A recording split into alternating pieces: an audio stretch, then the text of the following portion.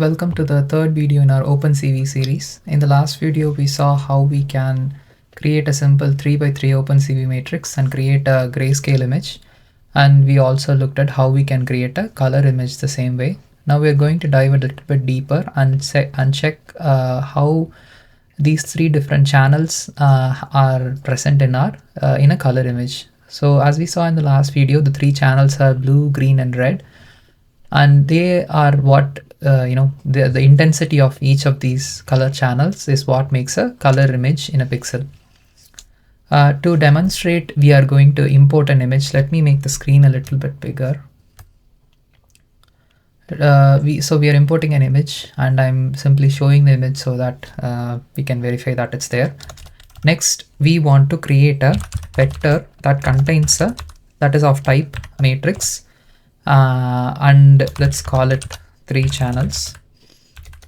And then we use a function called an OpenCV function called split. First we input the source matrix, and then we input the output parameter that we just created. Now let's quickly look at just the blue channel, and let's see how it looks like, how the intensity values for this Lena image looks like. So for that, we will just use the same function that we have above. We will say IAmShow, and in 3 channels, I'm going to use the value in the matrix in the 0th position. Okay. Seems like there is an error. I always forget to include the window name. Okay. Let's see what happens. Yeah, so this is our blue image here. And we can see the intensity. If we just separate the blue channel, this is how it would look like. And let's maybe also add in the other channels.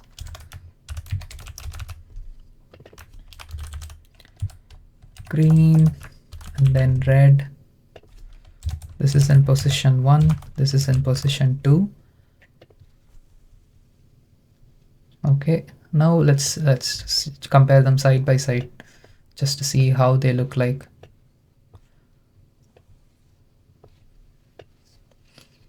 Okay, if we see here, this is a slightly warm looking image, and that's why the red is very bright. You can see that her skin is kind of orange or reddish orange over here.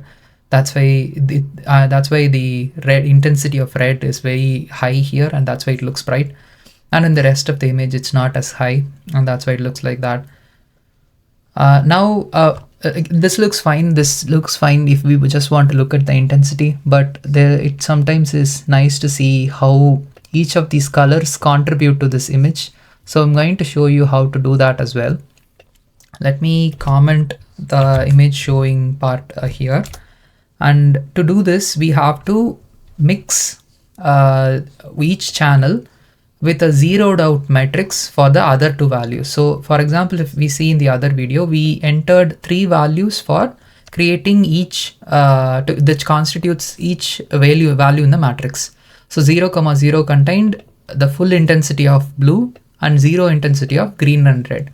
So similarly, if we want to see how much blue, green, and red channel contributes to this image, we have to add a 0 matrix for the other 2 values. So for that, we use the merge function over here, and this takes a vector of input arrays.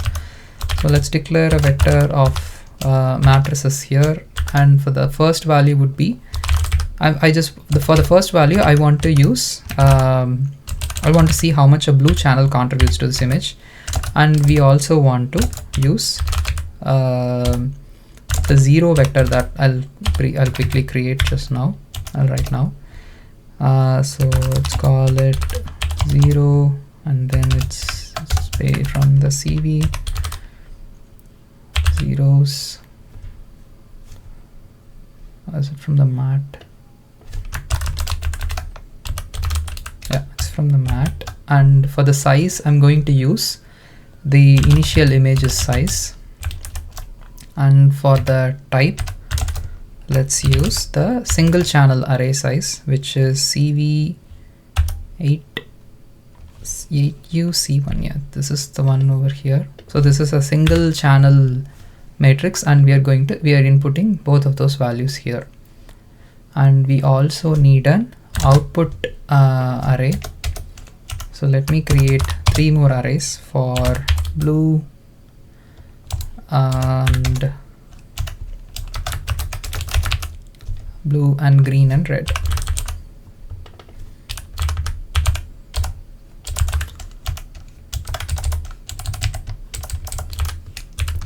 Okay, let's call this blue, and I'm creating 2 more for let's call this one is for green. This is the output for green and this is the output for red. And in here we have to switch the values, not the first one. The first one is blue, that's fine. The middle one needs to have the middle channel as 1, and this one needs to have the final channel as 2. And here let's 0 this again. So here what we're doing is, in the first merge we are outputting this the value of the merge to this matrix called blue, and we are picking the 0th channel from this split that we previously made. So the 0th array of the output of 3 channels contains the blue's contribution to this image, and the second one here we are outputting it to green, and we are using the second element that is present in the 3 channels array, and this will show us how much green contributes to this, making this original image. And similarly the third one is for red. Now just like we saw just the intensity, the black and white grayscale intensity, let's look in color how much each of these images contribute to our output image. I'm quickly going to copy this and make edits to this. Okay, and instead of this 3 channels here, let's put in blue, the matrices that we got an output from here, and blue, and this one is green, and this one is red. Yeah, now let's take a look at them side by side. Where is the original image? The original image over here. I'll arrange them based on how we wrote them, how we coded them. Yeah, so this is how it would look like. So we can see that the entirety of the blue image is actually a bit dim. As I mentioned previously, this is quite a warm image. It has a good amount of red and orange in it. That's why our blue's intensity is very dim, whereas the green and the red, it seems like there is a lot of green in there too. The green looks rather bright, and the red also looks very intense and bright, just like we saw in the black and white version of these channels. This is how we can first split the channels and also merge the channels. So here we split the channels, and here we are using merge to merge them into each of these channels. We can also try to merge the channels that we split together. Let's try that too. So the first one is 3 channels of 0, and this next one is 3 channels of 1, and the third one is 3 channels of 2. Let's also create an output so that we don't use the previous one. I'll comment the displaying.